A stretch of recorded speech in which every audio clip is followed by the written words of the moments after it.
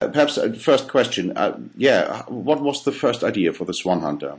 We looked at certain sagas, some of the stories that Wagner set in the ring. From Iceland and stuff, yeah, and yeah, the Edda. And somewhere along the way, Alistair told me this story, at the end of which a mother sings her son back to life. Yeah. I know, well, that is a fantastic ending for an opera. Absolutely.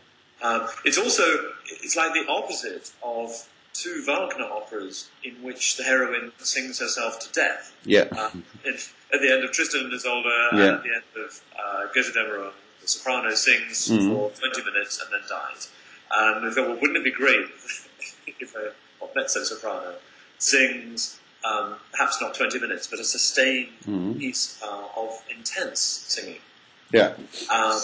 And at the end of that, brings her son to life. So I thought it's a beautiful image, and it says something very powerful about singing, and that singing is a very powerful act. And so in a way, the opera celebrates singing. It's a celebration of different kinds of singing.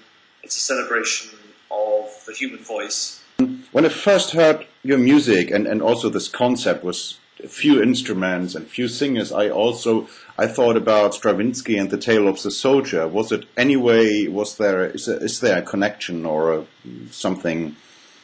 Yeah, I mean, Stravinsky's Soldier's Tale is such an influential piece, and it has a wonderful idea of a band of strolling players, just a group of entertainers who could go on the road, not too many people, and you have this fantastic score. I wasn't thinking particularly. I mean, Stravinsky is my hero. And very good. I love his music. I was not trying to sound like Stravinsky. I was thinking really about that the orchestra would be like a little folk band.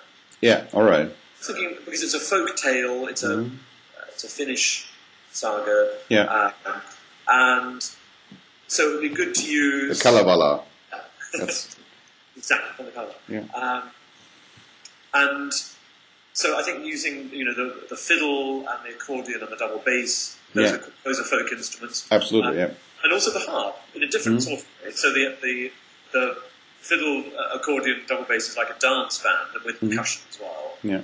You could have any kind of dance with that little group. Yeah. Then the harp is a more lyrical aspect of folk music, but again, certainly many different cultures have some kind of harp as part of their music making, and the horn is there as partly as a hunting instrument because the central character goes hunting, and that's mainly what he spends the time in the show doing. He's hunting for a woman, but he has to hunt for the devil's elk and the devil's horse and the swan. So there's a hunting horn, but there's also like perhaps an echo of Wagner, whose hero Siegfried is always accompanied by a horn like that.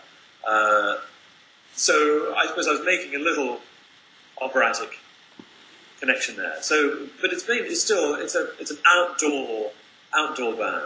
Do you think the story? When I had a little talk with the teacher of the young people, and I told them the story, and he dies, and the son of death chops him up in little pieces, puts him in and then I saw the face of the teachers when I came to the little bloody details.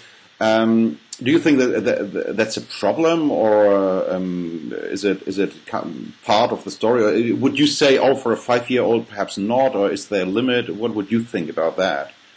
Well, I think it's more of a problem for teachers than for the children. Okay, that's right. My impression, I mean, I don't have children myself, but the children I've met always seem to like quite bloody stories, and they seem to really enjoy the gruesome details. I think in the opera, I suppose I did choose to make the moments where Lemminkainen's body is hacked up. Not exactly funny, but it's not. I don't think it's not like a horror film.